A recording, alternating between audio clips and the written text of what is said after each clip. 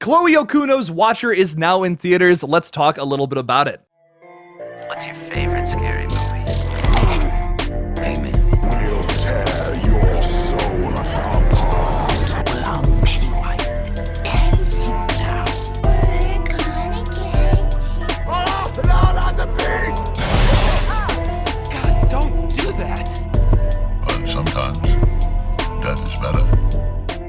Hey everybody, what's up? KillJoy Jake here, and instead of having friends, I have horror movies. Today we're talking a little bit about Chloe Okuno's Watcher that just came out in theaters, and I am super excited to get into this. Now before I do that, I'm gonna need y'all to like this video and subscribe, especially if you're new here. I would greatly appreciate that. So to preface this review, I am absolutely just a massive fan of Chloe Okuno. I loved what she did with some of her short films, including Slut and VHS 94, and I was really excited to hear that she was doing a full-on movie with Micah Monroe from It Follows. That was so exciting to me. I was like, oh man, I can't wait to see this. I will say, just getting right into the spoilers, I don't feel the need to do a non-spoiler review of this movie. Same with my David Cronenberg review that I just posted. I don't just go see it. Go check this out, and we're about to get into spoilers. So how I feel about it is that this is a very simplistic yet effective exercise of just doing the bare minimum to make something scary. And I don't mean that in a bad way whatsoever. I feel like a lot of modern horror movies will try to throw just as much brutality at you as possible to scare you, but sometimes it doesn't all land. What's amazing about this movie is, yes, it is simple, and it doesn't use too much to scare you, but everything that it does, even something as simple as a gunshot, is so effectively scary and frightening and terrifying that it doesn't even really matter. It doesn't need anything else. It's not it's not over-seasoned, it's not overcooked, it's just the right amount to scare you. Micah Monroe plays a struggling actress who is staying with her husband, who just got a job in Romania, so they moved there, and she's trying to learn the language. She's not really vibing with everyone because it's a completely different culture. She doesn't know the language all that well. That's something that she struggles with the entire movie. That to me was really well performed, and you could really feel her loneliness in this film. There are moments where the camera will just be focused on her, and you're forced to feel her perspective of the entire situation opposed to literally any other character, which really makes it so much more terrifying when you see the guy watching her from the other window across from the other building. That's really terrifying to me, and it's just a little tiny detail. Like I said, it's nothing too in your face, something most people probably won't even notice, that is so effectively terrifying. You don't even need anything else. You don't need to show a bunch of brutal kills or anything to really scare your audience when you're doing stuff like this, little camera tricks to force you into her perspective. I will say I was expecting something different from Watcher, but I'm not disappointed at all. With VHS 94, her skit Storm Drain in there, I was kind of expecting almost another monster movie or like a vampire movie. There's Micah Monroe's character finds this little Dracula doll at the very beginning of the movie, so I was like, oh, is that the route we're going? Is this kind of like a you're gonna think it's just a regular thriller throughout, but then it's surprise vampires.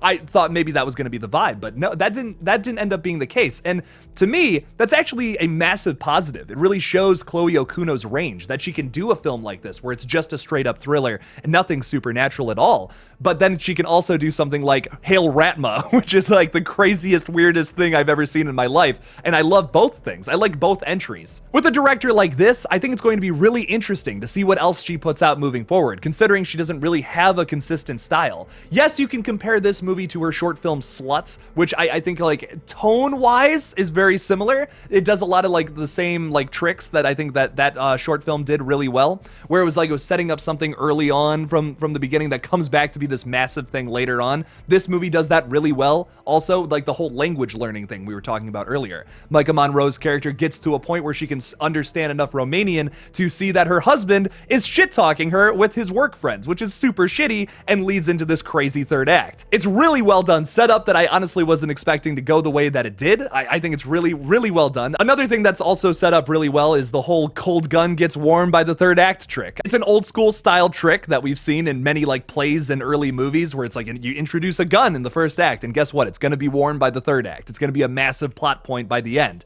And they use that here. It's like I said, old school trick, but it's still effective. And speaking of the gun thing, that's the thing that I'm honestly the most impressed by. The scariest part of this movie is how loud the gunshots are at the end of the film. It's a relatively quiet movie too. The score never gets too like over the top or anything. The spoken dialogue never really gets too crazy. You have like a fight between the couple at one point, but it's not like, they're not like screaming at each other back and forth. Like there's Micah Monroe has one little like, oh my God, you know, or something like that, but it's not a very loud movie. So to train your audience's like level of hearing to be like about here, and then at the last thing you see and hear is all the way up here, it makes it that much more scary. But it's just a gun, it's just a dude getting shot twice.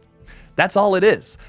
And yet it's still so effectively scary, which is really impressive to me, and maybe even more impressive than showing off a rat creature that melts some dude's face by the end of the skit. So I have to admit, Chloe Okuno, although I think like the concept for Ratma and all that is much more fun and crazy and inventive, I appreciate this film for being so simplistic, yet being as effective as literally all of her other work, if not even more. This was a really scary, fun little thriller flick that I will definitely be watching again sometime in the future, and I highly recommend. I'd give this thing like an 8 out of 10. What did you guys think about Watcher from Chloe Okuno? Leave me something about it in the comments below. Thank you guys so much for watching this new review video. Don't forget to like this video and subscribe for more horror content. Also, if you want to support this channel further, make sure to become a Patreon supporter or channel member by clicking on that join button on my page. Thank you guys again for watching, and as always, don't forget to kill it out there, y'all.